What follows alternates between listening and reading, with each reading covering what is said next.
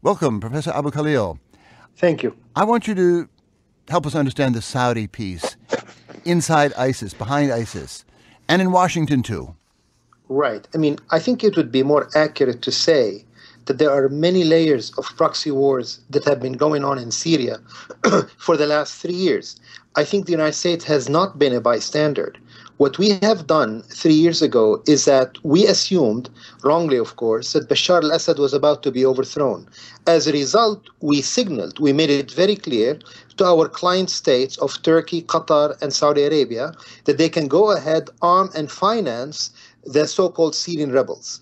And then the media, just as they did back in the 80s about the Afghan Mujahideen, started a mythology and romanticization of a fanatical band of Islamist International coming to Syria from around the world.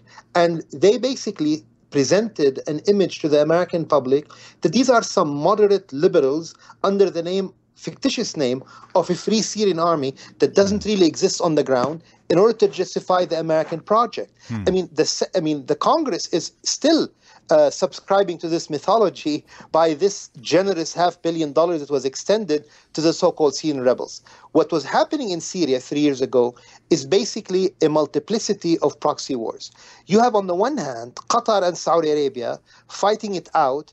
Each one is trying to get for his side a niche of the Islamist fundamentalist global war. Okay. Qatar is a sponsor of the Muslim Brotherhood. The Saudis are the sponsors of the Salafis, the more militant brand of political Islam.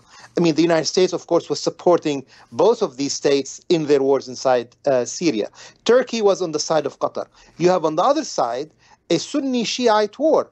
The United States and Saudi Arabia and other client states have been part of a bitter, vicious Sunni Shiite war. The United States and Israel assume this is the best way in order to undermine the credential of a Lebanese resistance movement that is predominantly Shiite. So they wanted to divert the attention and enmity of the Arabs, supposedly, from Israel to Iran. And at the third level, you have the competition between Iran and Israel that is going on in Syria.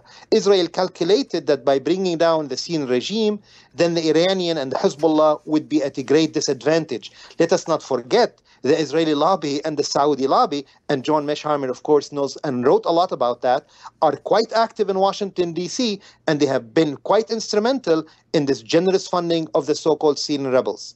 There is yet another level of a proxy war in Syria, and that is a global war between Russia and the United States, just like in the Ukraine, just like in Syria, for influence. So it's not that the United States was totally isolated of what's happening, and suddenly there were YouTube videos, and the United States was appalled and decided out of humanitarian intervention to intervene. Just like John Mearsheimer has said, there is no argument that has been made, certainly not persuasively, that ISIS poses any threat to the United States. Now, having said that, after the last 2 weeks of some 160-odd bombing raids into Iraq on their bases, we are going to make sure to turn them into our enemies, and by that, we could turn them into another Al-Qaeda. And let us remember that the agenda of ISIS is also in competition with the original Al-Qaeda, and that is operating in Syria as Nusra Front. The irony of all this that is missing to the American public is that in Syria today, we are on the side of the original Al-Qaeda against ISIS. So this is not a pretty war of moderates versus extremists. These are extremists on both sides. I was